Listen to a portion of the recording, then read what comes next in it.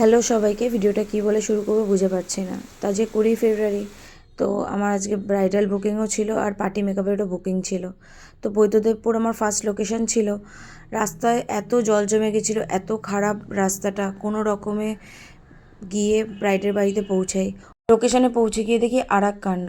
ব্রাইডের যে প্যান্ডেল ছিল সেটা ভেঙে পড়েছে, চারিদিকে জল কাদায় ভর্তি, কোনো কারেন্টের কোনো ব্যবস্থা নেই। ব্রাইড অনেক অপারেট করার চেষ্টা করেছে, কিন্তু কিছু করার তো নেই, এটা প্রাকৃতিক ব্যাপার।